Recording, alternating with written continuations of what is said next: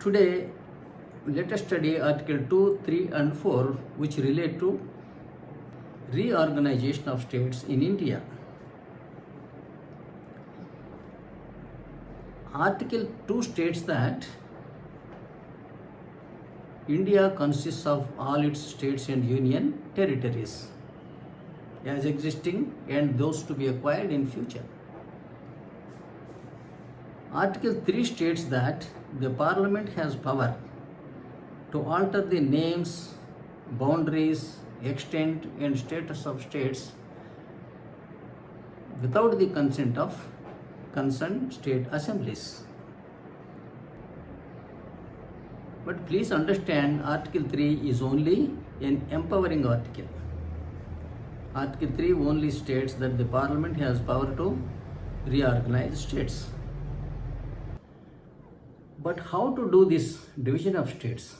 How to reorganize states? One has to see Article 55, 80, 81 and 170. Unfortunately, Indian leaders did not follow this procedure. Maybe, I don't know, with ignorance or malevolence, they have violated the constitution in reorganizing the states. Article 55 states that each state shall have equal representation in the election of the President of India. This was envisaged because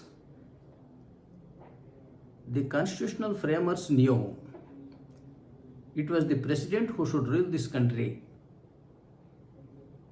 The President is elected by the Electoral College consisting of all the MLAs and members of both houses of Parliament. President of India is the only elected executive in India, while there can be 542 Parliament members who constitute legislative. So also the MLAs and MLCs also constitute legislative. But as far executive is concerned, President of India is the only elected executive under Article 55. Why they said that all the states should have equal representation? Because it is an opportunity to states to elect the ruler of this country. It is an honor to the states. Only then the President of India, the ruler of this country, will give equal importance to all the states. States reorganization was done in 1956 through the Reorganization Act 1956 on linguistic lines. Some states were kept as big as Uttar Pradesh, having 400 MLA seats and 80 parliament seats.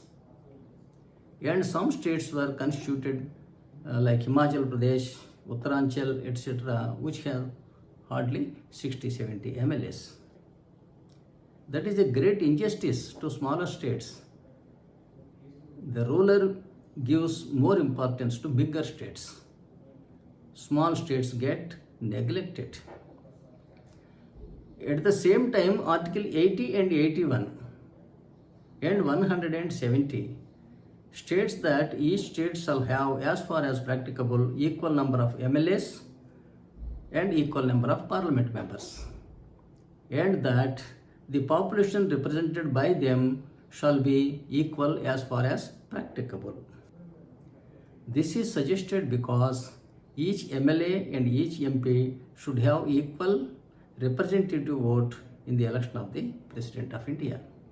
We know the value of vote of each MLA is arrived by dividing the population of that state by the number of MLAs in that state. So it is necessary to have equal population. To give equal value to all MLAs and MPs, the population represented by them also should be equal as far as practicable. This was not understood by Indian leaders. Article 4 states that the bill for reorganization of states does not require 2/3 majority in both houses of Parliament, because it is not treated as constitutional amendment. This is meant to facilitate easy reorganization of states. Why this easy reorganization is planned for? Because this also was not understood by Indian leaders. The constitution says that census shall be taken every 10 years. First census were taken in 1951 and then 61, 71, 81, 1991, 2001, etc. Every 10 years census should be taken and elections should be conducted every 5 years. Accordingly, after the first census of 1951, elections were conducted in 1952. The purpose of this arrangement is that states should be reorganized every 10 years, or rather after every 2 general elections, because there will be migration of the population, so inequalities may arise.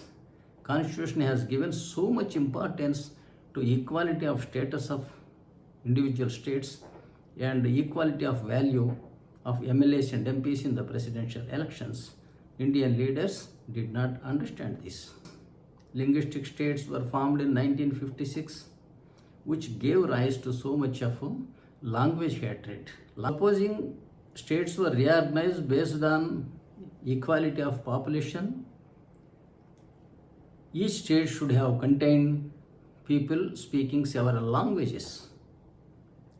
So these language conflicts could have not come into the fore. And then the link language of Hindi should have flourished. English as link language did not help India. In fact, it destroyed India. People are struggling to understand English.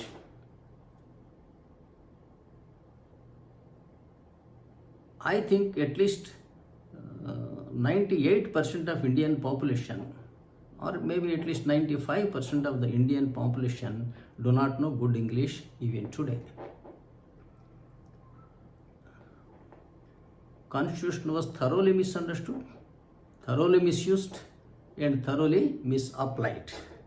Yet ordinary people cannot question, because those who distorted the constitution started speaking English, which is not known to 95% of Indian population.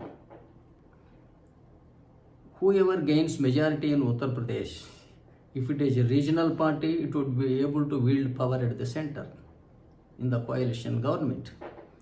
If it is a national party, its leader will become Prime Minister. When the Congress got majority in UP, its candidate will be Prime Minister.